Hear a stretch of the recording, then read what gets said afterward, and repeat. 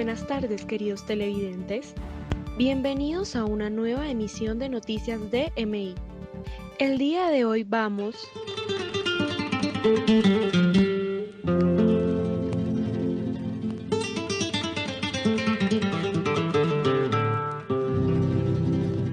a dar un paso por la historia de nuestras raíces.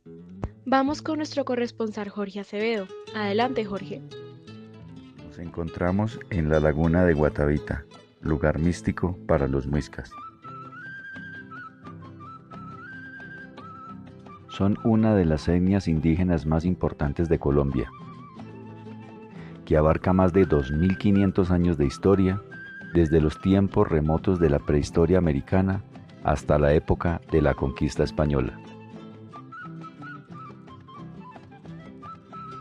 La palabra muisca se deriva del muiscubún, en el idioma muisca como un término autónimo.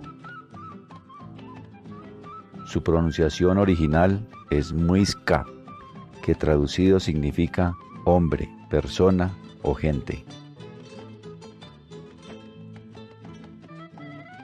La historia de los muiscas se remonta desde los primeros habitantes del continente americano y de Colombia.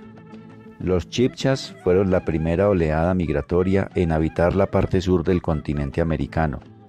De esta primera oleada migratoria, la del chibcha se les conoció como los muiscas, a los que se asentaron en la región central andina, y tal vez por estos orígenes hay autores que nombran indistintamente a estos indígenas como muiscas o chibcha. De las tribus indígenas chibcha, los guambianos y paeses poblaron la región del Cauca. Los arhuacos y taironas, la Sierra Nevada de Santa Marta.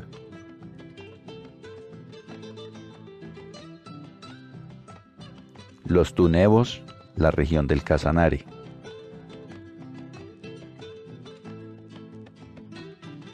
Los quillacingas y pastos, el sur. Los andaquíes, el Caquetá. Los muiscas, la región central andina, específicamente el altiplano cundiboyacense, localizado entre los departamentos de Cundinamarca y Boyacá. El mayor núcleo de población estaba en Bogotá, Nemocón, Ubaté, Chiquinquirá, Tunja y Sogamoso.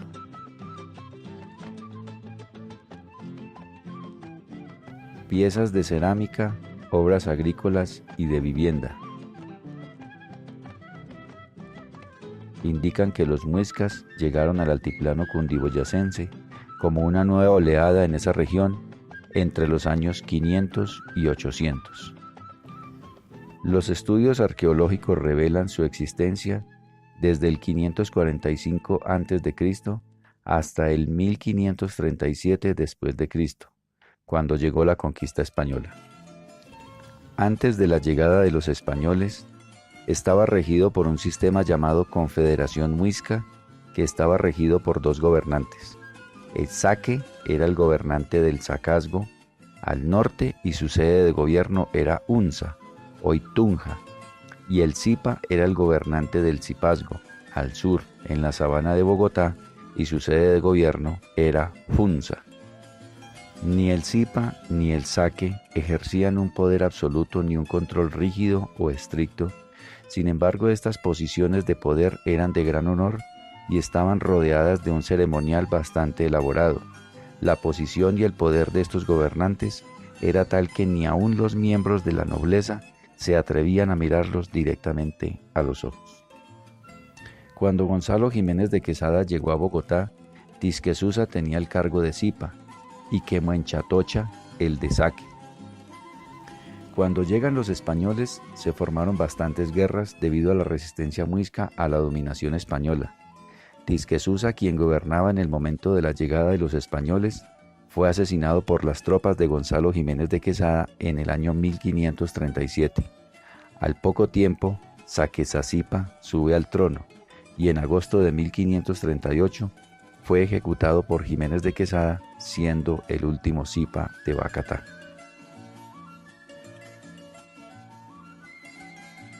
La cultura muisca es una de las culturas más importantes de nuestro país. Muchas de nuestras costumbres quedaron ligadas a esta familia ancestral. Los chicuí, sacerdotes muiscas, se educaban por 12 años en las cucas, lugares para la transmisión de conocimiento. Estos son dirigidos por ancianos que enseñan la tradición oral. Los chicuí son los responsables de dirigir las ceremonias rituales desde la ancestralidad.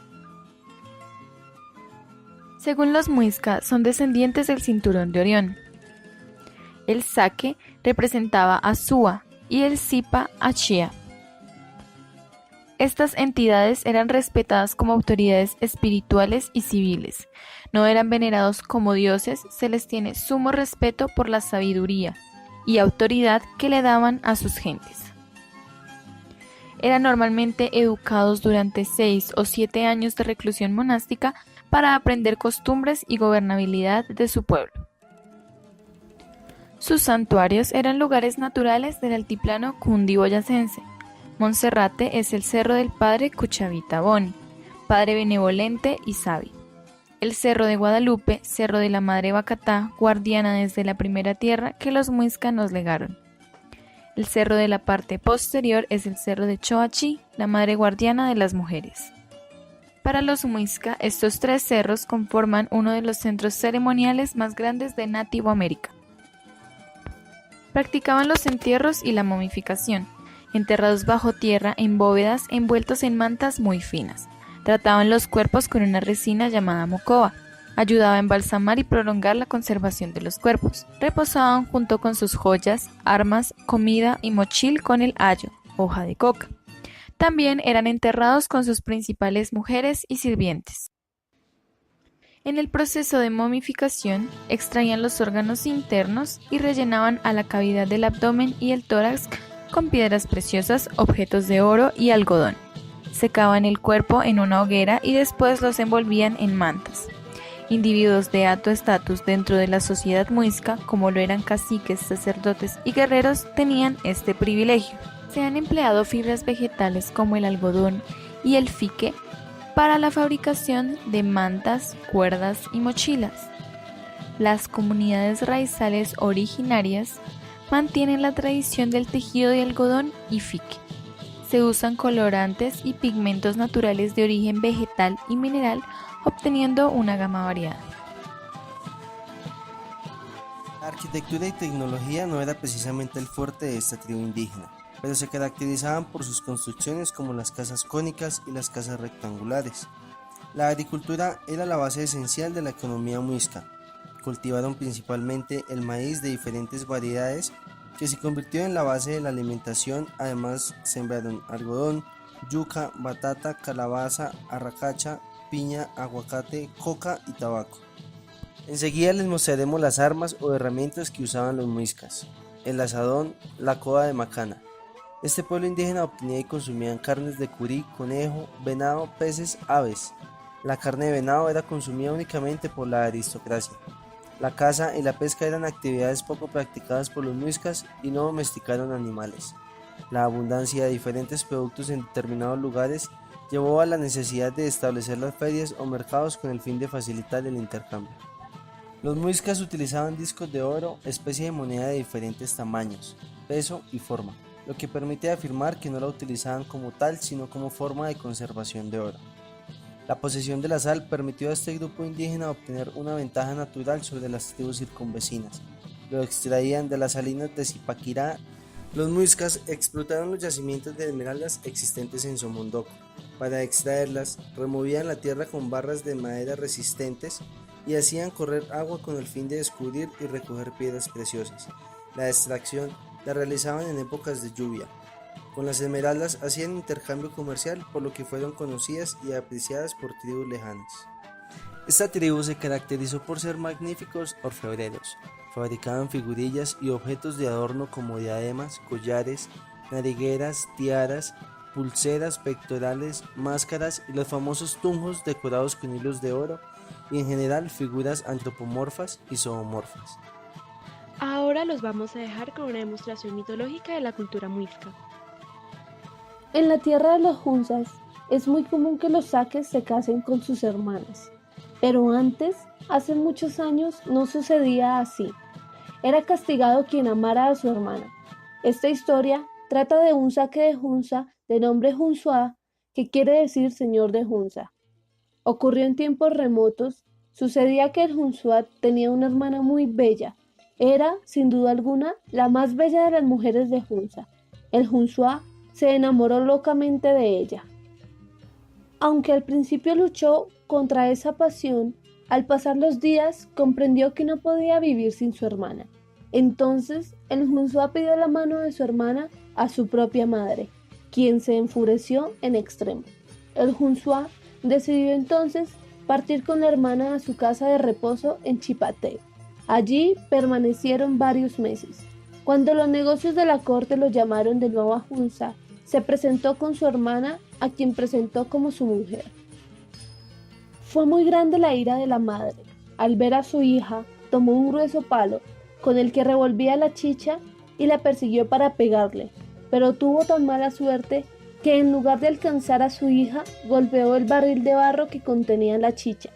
Entonces, la bebida se regó por el suelo y formó un gran pozo, un pozo muy grande. Ese pozo se conserva todavía cerca de la ciudad de Tunja. Y sucedió que al oír el ruido que se produjo y viendo la ira de su madre, el Hunsuá cogió a su hermana y esposa y huyó con ella. Se fue muy lejos de allí. Al alejarse y mirar atrás, el Hunsuá experimentó enorme tristeza, pues su tierra era muy linda. Sin embargo, se prometió no volver jamás. Pero he aquí que el saque y su esposa no sabían a dónde ir. Desorientado, el Hunsuá decidió lanzar una flecha con su arco. La flecha voló, cruzó los aires. Ellos la siguieron sin descanso. La flecha, por fin, se detuvo en Susa, así lo hicieron también ellos. Entraron en una cueva y la hermana del Hunsuá, que estaba embarazada, dio a luz a un hijo. Mas al nacer, la criatura se convirtió en una piedra. Muy grande fue el dolor de los padres. Pronto se alejaron de allí. El Hunsuá lanzó otra flecha. La flecha voló, cruzó los aires. Ellos la siguieron sin descanso. De esta manera llegaron a las tierras del Zipa de Bacatá. Y cuando llegaron al salto de Tequendama, allí donde el Bochica abrió las peñas y dejó deslizar las aguas hacia el precipicio, decidieron lanzarse abajo, pues era muy grande su tristeza, por estar lejos de su tierra y de los suyos. Al verlos, el Bochica, que se hallaba cerca, se apiadó de ellos y antes de que se estrellaran contra el suelo, decidió convertirlos en dos grandes piedras. Estas son las dos piedras que reposan ahora en el fondo del salto, aquí en la tierra de Bacatá. Y así fue como el Hunsuá y su hermana iniciaron la tradición según la cual el saque de Hunza podía casarse con su hermana, y así continuó siendo. Eso ha sido todo por el día de hoy. Nos vemos en una próxima emisión.